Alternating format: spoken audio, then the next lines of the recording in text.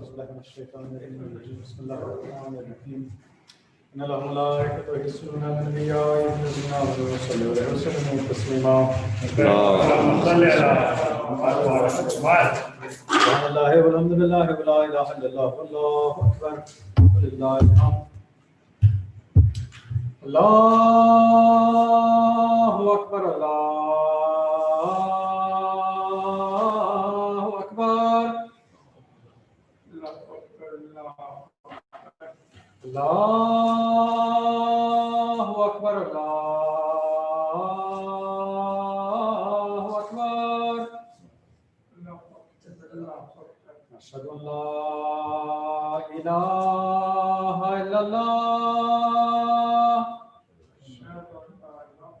أشهد أن لا إله إلا الله أشهد أن محمدا رسول الله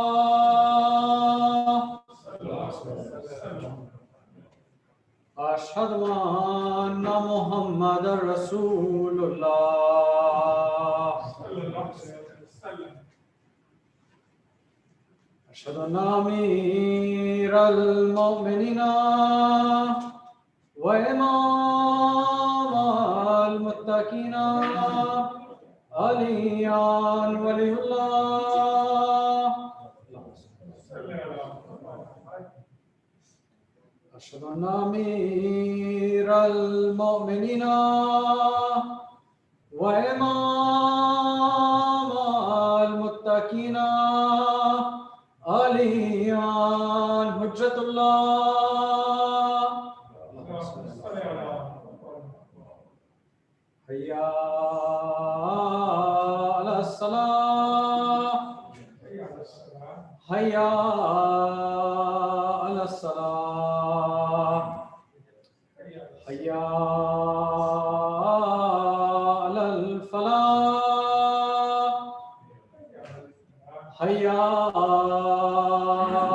الفلاح حي على خير الأعمال حي على خير الأعمال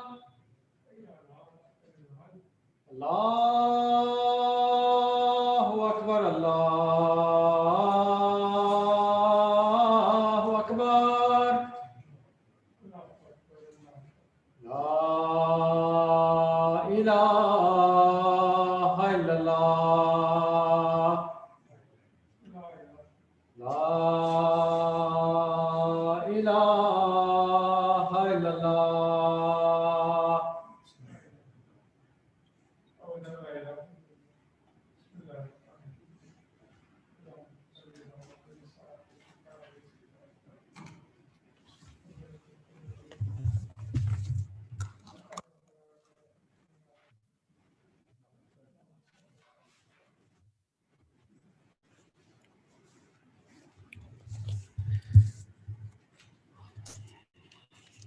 أعوذ بالله من الشيطان الرجيم بسم الله الرحمن الرحيم الحمد لله الذي كان موجودا قبل حدوث الأشياء ويبقى بعد فناء الأشياء تفرد بالأولية والقدم ووسم كل شيء ما عداه بالفناء والعدم كما قال عز شأن كل شيء هالك إلا وجهه وكل نفس ذائقة الموت وقال كل من عليها فان ويبقى وجه ربك ذو الجلال والإكرام وسبحان من لا يخفى عليه اختلاف النيات ولا يعزب عنه معاصي العباد في الخلوات سبحان الله الذي منه خلقة العباد وإليه المعاد فمن يعمل مثقال ذرة خيرا يره ومن يعمل مثقال ذرة شرا يره نشهد أن لا إله إلا هو الملك الذي لا ينازع في ملكه ولا يضاد في حكمه يعذب من يشاء بما يشاء كيف يشاء ويرحم من يشاء بما يشاء كيف يشاء تعذيبه المسيئين عدل وعفوه تفضل ونشهد أن محمدا سيد المرسلين وخير المبشرين والمنذرين صلى الله عليه وآله الهداة المهديين من ركب سفينتهم نجا واهتدى ومن تخلف عنها ضل فغرق وهو أوصيكم عباد الله بالاعتصام بالتقوى فإنه حبل متين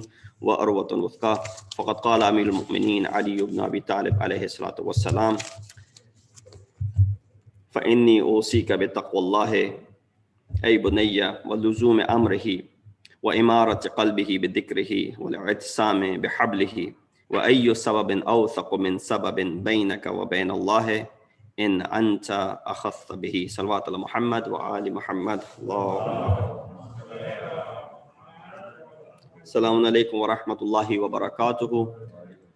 The khutbah that I recited and chose for the discussion today is the discussion from the kalam of Amir al-Mu'mineen Ali ibn Abi Talib alayhi salatu wassalam amongst the wasaya that he had given to his son Imam Hassan al-Mushtaba alayhi salatu wassalam, as well as Imam Hussein ibn Ali alayhi salatu wassalam.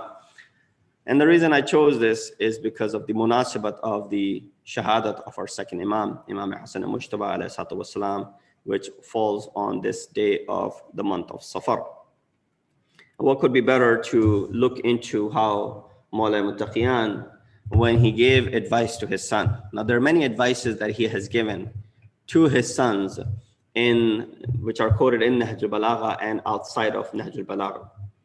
And when we look at these exhortations of Amir al-Mu'mineen, it seems like it is for laymen like you and I, but Imam is addressing his sons.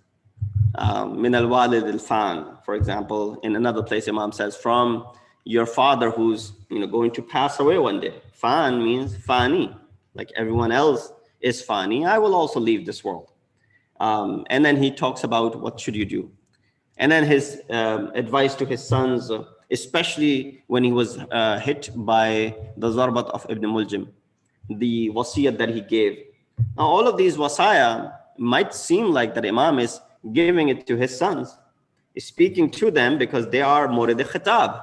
They are the one who are being directly addressed, because you need to have someone who is being addressed in these khitab.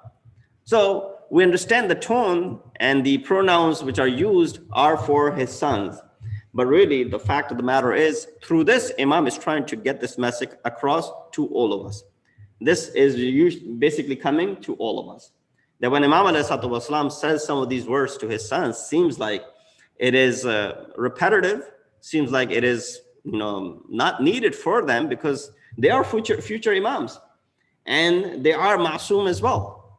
They are at the step of ismat and taharat, and they will not be doing any of these things which Imam is advising them. So it tells you the tone of the discussion is that through them, Imam ﷺ is trying to address all of us. So when he says to his son that inni usika bitaqwallah, that I give you advice, as we give advice over here as well, when we begin our khutbah Jummah, what do we say? I advise myself and I advise all of you to adopt the taqwa of Allah. Foster piety in your hearts, as it's the best of provision. So Imam, it begins with the same thing. This is where we gotten this kalam from the kalam of Amir al-Mu'mineen. Why do you think that khutbah, they begin by giving advice to themselves and to others to adopt taqwa? This is the source of it. Amir al-Mu'mineen, that's how he addressed his sons. He says, فَإِنِّي أُوصِيكَ بِتَقْوَى اللَّهِ, that I give you advice to follow. Really need to say that to him, that become muttaqi. Oh, my son Hassan, I want you to become muttaqi. Imam Hassan is already at the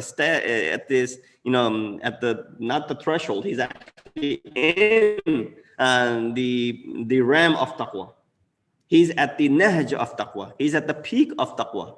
And if anything, Imam al-Sallam is already there. So why is it that Imam Ali is telling him to do this? Well, of course, he wants to get this message through Imam Hassan to all of us. One is from a father to son.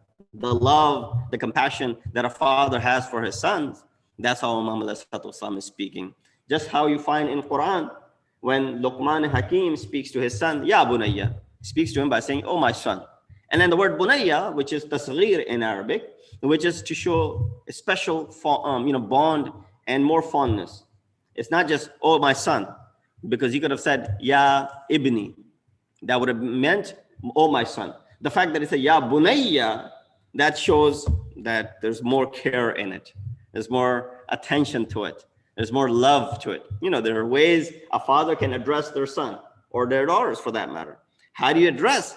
The tone will tell you that what is about to come is going to be a criticism or is going to be encouragement, or is going to be something which he's excited and proud of, or something which he disliked. The moment the words come out, the tone will tell you.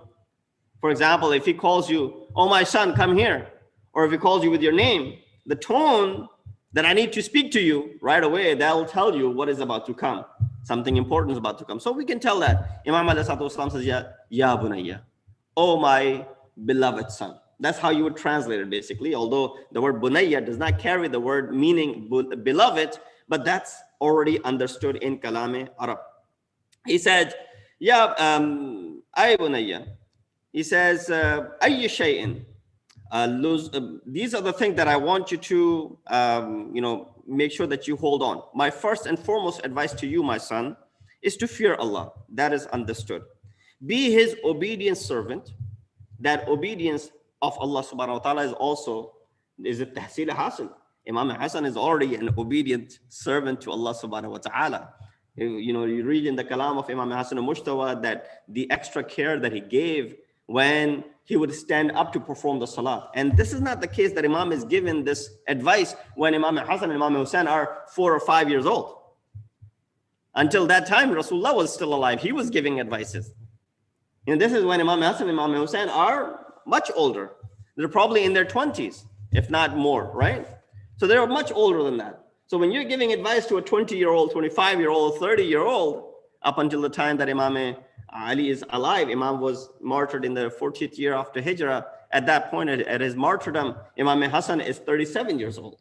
Imam Hussein is 36 years old. So they're older people already. They already have their own kids, for that matter. So when you still find that Imam is telling his son, be obedient to Allah. Again, that tells you the tone of this discussion is not for his sons directly. Rather, it is to us all. Be his obedient servant. Keep his thought always fresh in your mind. Be attached to and carefully guard the principles of Islam which connect you with him. Again, all of these advices, I don't have to repeat myself, are all related to us. In other words, Imam is telling me, Imam is telling you, Imam is telling all of the followers of Maktab al-Tashayyu what? This is what he's saying. My first and foremost advice to you all is to what? Taqwa of Allah, fear Allah. Be his obedient servant. That means what? We don't fear Allah. Let's just look into this. We don't fear Allah, quite honestly. If you feared Allah, let me explain the fear of Allah subhanahu wa ta'ala. Sometimes it is misunderstood only so that, kids could understand it. Kids are afraid of, monsters or ghost-like things, which you use to go ahead and, for example, if you want to still, if a child is not listening, although this probably would not be the best of the tactics, so don't take these tactics from me as a father, that if you want a child and he's not listening to you and you say, well, don't go outside, why? There's a monster out there. You might say that, right? Just to scare the kid off so that he doesn't go outside. He's not listening. You're telling him, don't go outside. Please don't go outside. You've told him a few times. He didn't pay attention. He's still going outside. You don't want him going outside. He said, well, there's a monster outside. Right away, that'll scare him off. Like, okay, there's a monster. Now, there's a fear in there of a monster. With that tactic, the child will refrain from going outside. Now, there are many, I'm sure, many other better ways of doing this, but don't take these advices. When he says, fear Allah, that means if you don't fear Allah subhanahu wa ta'ala, afraid of that he will punish us, he will devour us, he will do something like that sort to us.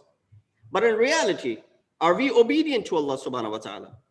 Are we practicing taqwa? Are we fearing Allah subhanahu wa ta'ala? If I just speak about these two and not go into the details of other things that Imam is saying to his son, that would be enough. The concept of fearing Allah subhanahu wa ta'ala and the concept of being obedient to Allah subhanahu wa ta'ala. Let's all of us ask this question. That are we obedient to Allah subhanahu wa ta'ala? And do we fear Allah subhanahu wa ta'ala? Fearing Allah subhanahu wa ta'ala would mean what? Not being afraid or scared of Allah because he's a monster type of figure, na'udhu billah. That's how we scare the kids off. Although some of the ways of explaining might sound like it. If you do this, Allah will throw you to the hellfire. If you do this, you'll burn in hell forever. If you do this, this will happen to you. And the gruesome nature of the punishments that are there in ahadith and in ayat of Quran. Nothing wrong with that, because that's actually there to keep us on the right path. But we don't fear, because if we feared, then we would not repeat those things which are disobedient to Allah subhanahu wa ta'ala. You know how a child fears that if I disobey my father, this will happen. Now, different ways of scaring the child, right? I'm not saying usually the method that is Raj is correct. No. Non-violent way of, scaring the kids. For example, telling them, well, I'll take your device away. I think that's the biggest threat these days. You tell them your device will be taken away, they'll straighten up. No TV for you, for example. You can't play games, for example. You can't watch this, for example. You're, grounded for a couple of hours, for example. You got to do this, for example. These are the methods which have worked in this part of the world. And I think they are very useful, because how kids are attached to certain things. And because they're attached to these certain things, the fact that those things will be taken away from them as part of the punishment, they're willing to do what you're asking them to do. I want you to pray. Again, these are probably not the best tactics, so don't take it from me. If you don't pray, I'll take your device away from you.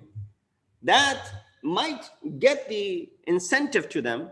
That device is something, or this gadget, for example, is something which they really need to use, and they are so fond of it. If that is taken away, they're going to go ahead and pray because of that fear. But sometimes it may work, but on a longer run, it might not instill that love of Allah subhanahu wa ta'ala in their hearts, so that they're able to stand up and say, well, I pray to Allah subhanahu wa ta'ala because I truly fear him, because I truly love him. That is the concept which Amir al-Mu'mineen is trying to instill by saying what? By saying, oh Allah, I did not worship you. Ma abadtuka tam'an fil jannah. I did not worship you because I'm afraid of the paradise. I have some sort of greed for the paradise. Wala khawfan minan nar, and I'm afraid of the hellfire. Bal wajadtuka ahlan li.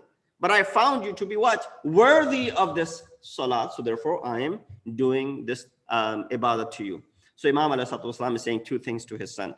First and foremost, fear Allah, be his obedient servant. And then number 3, that Imam says, keep his thought always fresh in your mind. What does that mean? Does that mean that sometimes we tend to forget Allah subhanahu wa ta'ala? So we need to keep the thought fresh in our minds? That sometimes we forget Allah subhanahu wa ta'ala, that we need to remind ourselves? A lot of time, the words that Imam ﷺ has used over here, Imam says, إمارة قلبك بذكره. Make sure that you keep the thought always fresh in your mind of Allah subhanahu wa ta'ala. Sometimes things, they wither away and they become, fade away. This a lot of time, things that you learn, if you don't practice it, what happens? You start losing it. For example, you learn a foreign language. You learn this foreign language, but you fail to practice it. The fact that you fail to practice it, this foreign language will go away from you. Unlike your mother's tongue, which you learn intuitively growing up, that'll always remain with you. Even if you don't practice it, it'll still remain with you. Or the language that you were brought up learning. For example, English for us, living in this part of the world, English is something which we all learn. Even if we did not know, we had to learn it because we practice it every day. We have to use it every single day. We're never going to lose it. But the fact of the matter is, something foreign that you learn and you did not practice it, what happens to that? It slowly fades away. Now, the belief in Allah subhanahu wa ta'ala is not something which is like a foreign language to us. But if the mind is not always fresh with the dhikr of Allah subhanahu wa ta'ala, according to Amir al-Mu'mineen, this will happen to you as well. Keep the remembrance of Allah subhanahu wa ta'ala fresh in your mind. وَالْإِعْتِسَامِ بِحَبْلِهِ. And always be attached to this habl of Allah subhanahu wa ta'ala. Carefully guard the principles of this religion which connect you with him. What is it that connects us with Allah subhanahu wa ta'ala? This religion, this deen, which is the connection between us and Allah subhanahu wa ta'ala. That he's our khaliq, we are the makhluk. He demands certain things because he has given us certain things. And therefore, this is the connection that we all share with Allah subhanahu wa ta'ala. If it wasn't for this deen, we would not know much about Allah subhanahu wa ta'ala. If it wasn't for much, because that's the thing. A lot of people who steer away from the religion, those who refrain from religion, those who call religion to be poison, or whatever it is that they Marx had called this religion to be a virus and poison, that if you call this to be a poison and virus, which some people did show and present it in a way so that they can achieve their own personal goals, then of course these people will be away from the teachings and the tenets of the deen. That connection between them and their Khaliq will what will happen to it? It will no longer remain fresh, and it will also start to slowly fade away. So Amir al-Mu'mineen Ali ibn Abi Talib is telling his son Imam Hassan al-Mujtaba alayhi salatu wasalam that fear Allah, that be his obedient servant. Keep the thought of Allah subhanahu wa ta'ala always fresh in your mind. Be attached to and carefully guard the principles of the religion which connect you with Allah subhanahu wa ta'ala. Can any other connection be stronger, more durable, and more lasting than this to command greater respect and consideration, or to replace it? Could there be anything better than that? Could there be anything more durable than this connection that Allah subhanahu wa ta'ala has given to you? Nothing could be more durable. And I'll bring it towards the end. It's a lengthy khutbah. Not that lengthy, but I mean, if you just go ahead and read through it, you probably read it in 10 minutes. But the explanation behind it is something which is fascinating, how the shurrah and the commentators have talked about it. One last portion of this khutbah, Imam says, "Ahyi qalbaka bil maw'izati," that revive your heart with maw'izah. Maw'izah is from wa'az, which is advice, nasihat, good advice which is given to you. You know, this is called wa'az. What I'm doing right now is called wa'az. Rasulullah, we would, from the member, he will give maw'izah. Ma'sumin would give maw'izah. And the continuation of that maw'izah is in the form of the khutbah that we give.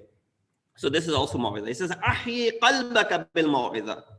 Therefore, this is so much important to pay attention to this khutbah, because it is part of what? It is part of your salat.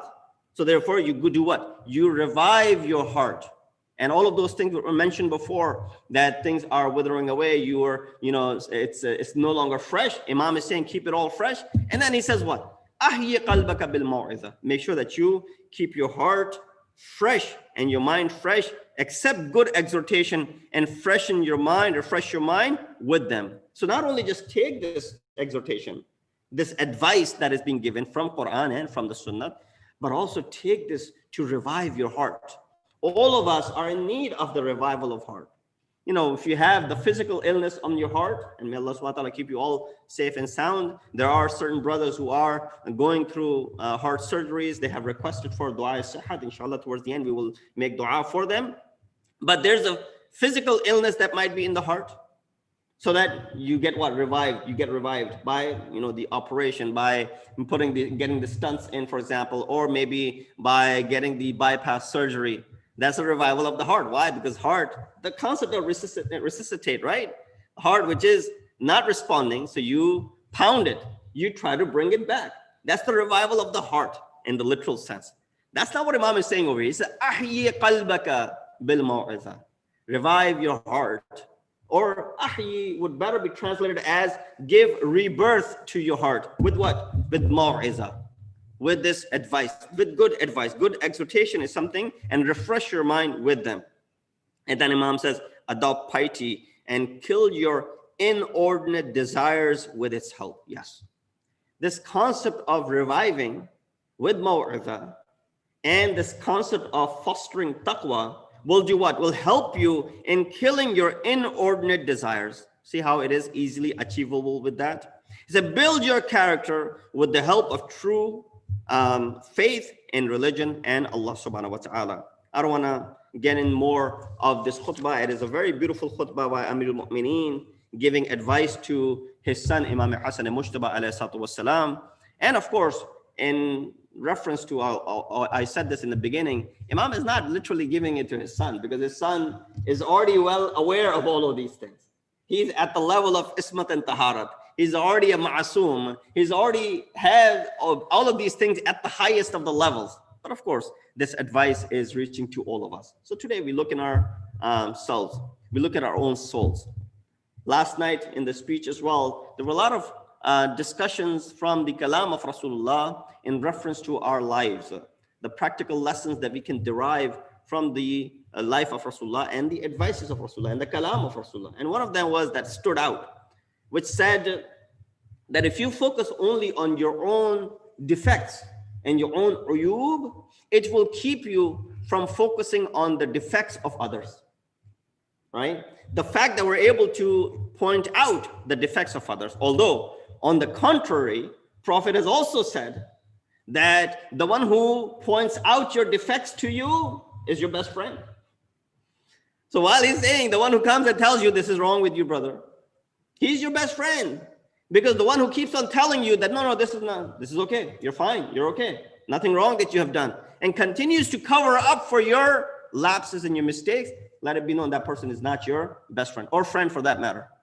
But the one who has the courage to tell you that this is what you're doing is wrong is actually your best friend. Why? Because he wants you to stop doing that thing so that you revive yourself and you become a true believer once again. So who is their best friend? The one who's continued to throw you and push you and shove you into committing mistakes, or the one who's trying to refrain and stop you from doing good? While this hadith is there, Prophet is saying what on the other hand? He said, focus only on your own defects. You might find contradiction between the two. Focus only on your own defects, because if you do that, you will be aloof from the defects of others. You won't pay so much attention on the mistakes of other individuals. And that's the message that Amir al-Mu'mineen, Ali ibn Abi Talib والسلام, is giving Imam Hassan al-Mujtaba. He said, وَأَحْيِ قَلْبَكَ بِالْمَوْعِظَةِ, make your heart alive with the advice. So this is the maw'iza which is being given. And then he says, أَمِتْهُ بِالزَّهَادَةِ, humiliate your heart with remembrance of death. Kill your heart with the remembrance of death, that one day you'll be laying in this grave. You'll be a corpse. You know how beautifully Amir al-Mu'mineen has said on numerous occasions that I don't understand why this man, or man is saying because mankind, this human being is so proud of. What is he proud of? His beginning is najis. His end is najis until given ghusl. And in between these two places, that's what he spends certain times in this fani world. What is he so proud of? That how he was born and how he died. And then there's this iftikhar, there's this fakhr, this pride, this false pride that this person carries with himself. So only if you're able to look into these two things. So amithu bizzahada, humiliate your heart with the remembrance of death. He said, laysa zuhud an la tamliku shay'an walakin la yamlikuhu shay'an. Zuhud sometimes is understood as what? As something that you don't have anything. The biggest zahid is someone who has nothing. That's not what zuhud is. Zuhud does not mean that when you don't have anything. Zuhud is, Imam says, laysa zuhudu an la tamliku shay'an. Zuhud does not mean that you don't possess anything. That means I have this, I have this, I have this, I have all of these things. That means I'm not zahid. He said, no. That's not what zuhud is. That's not what asceticism is. Asceticism is not when you possess something or you don't possess something. Rather, walakin la yamlikuhu shay'an, when you're not possessed by anything. There's a difference between the two. At one point, you possess something. At one point, something is possessing you. So there's a huge difference between the two things. So zuhud does not mean that you sell everything, take everything away, get rid of everything that belongs to you. No. That's not what zuhud is. Zuhud is that when you have something, but those things do not own you. Those things do not become musallat upon you. Those things are not possessing you. And of course, Imam alayhi salatu wasalam then brings it towards the end. We ask Allah subhanahu wa ta'ala, He gives us a tawfiq on this day when we commemorate the shahadat of our second Imam, Imam Hassan al-Mujtaba alayhi salatu wasalam, to look over these words of advice that Amir al-Mu'mineen had given his son as far as this maw'iza is concerned. We ask Allah subhanahu wa ta'ala to hasten the reappearance of our awaited Imam. Inna asal hadith wa ablagh al-maw'iza kitabullahi a'udhu billahi minash shaitanir rajim. Bismillahir rahmanir rahim wal 'asri innal insana lafi khusr illa alladhina amanu wa 'amilus solihat wa tawasaw bil haqqi wa tawasaw bis sabr.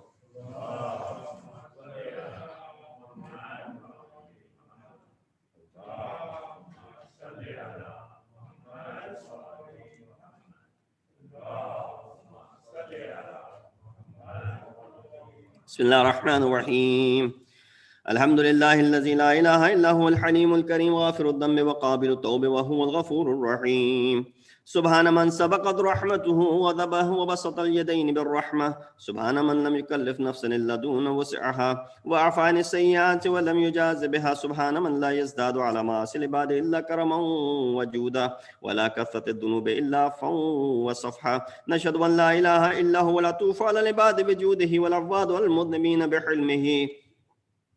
ونشهد أن محمدا نبيه وحبيبه سيد المرسلين وشفيع المذنبين بعثه رحمة للعالمين. لقد أمركم الله في محكم كتابه بالصلاة على نبيه وحبيبه فقال تعليما لكم وتشريفا لصفيه إن الله وملائكته يصلون على النبي يا أيها الذين آمنوا صلوا عليه وسلموا تسليما.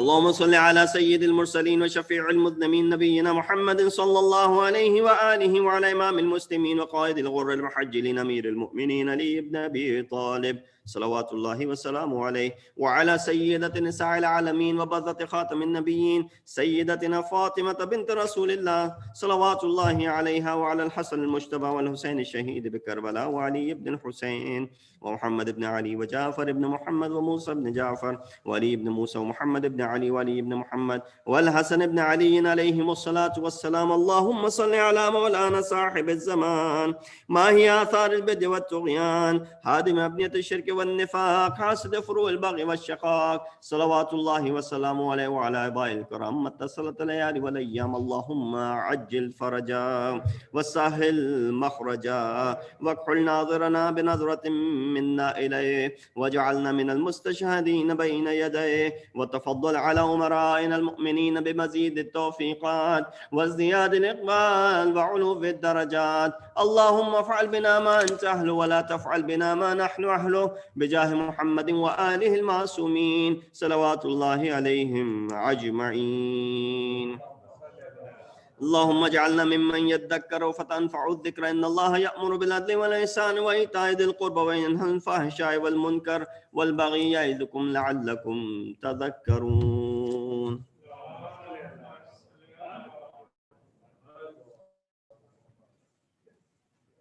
एक second